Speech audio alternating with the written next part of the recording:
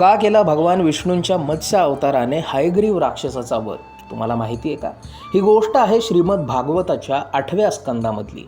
तेव्हा झालं असं की पुरातन काळामध्ये जेव्हा भगवान ब्रह्म आपल्या ब्रह्मनिद्रेमध्ये गेले होते तेव्हा पृथ्वीवरती मोठा प्रलय आला होता आणि त्या त्सुनामीमध्ये सगळं जग हे बुडू लागलेलं होतं.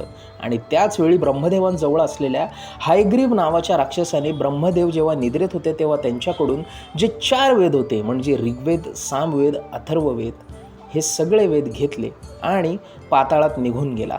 त्या चोरीची गोष्ट भगवान विष्णूंना जेव्हा कळाली तेव्हा त्यांनी मत्स्य अवतार धारण केला आणि सगळ्यात पहिलं पृथ्वीवरती जाऊन राजा सत्यव्रताकडे जाऊन त्याच्यासोबत त्याने एकत्र केलेल्या सगळ्या प्राण्यांना, सगळ्या औषधींना, सगळ्या आयुर्वेदाला गोळा केलं आणि सप्तर्षींसह त्यांना एका सुरक्षित स्थळी पोहोचवलं जिथून नवी सृष्टी निर्माणाचं कार्य सुरू होणार होतं.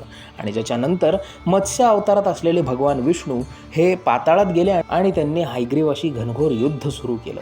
या युद्धादरम्यान त्यांनी हयग्रीवाचा वध केला आणि सगळे वेद घेऊन ते पुन्हा भगवान ब्रह्मांकडे नेऊन दिले. तुम्हाला ही गोष्ट कशी वाटली आम्हाला आवर्जून सांगा आणि अशीच माहिती नियमित मिळवण्यासाठी लाईक, शेअर आणि सबस्क्राईब करायला विसरू नका आपल्या चॅनलला.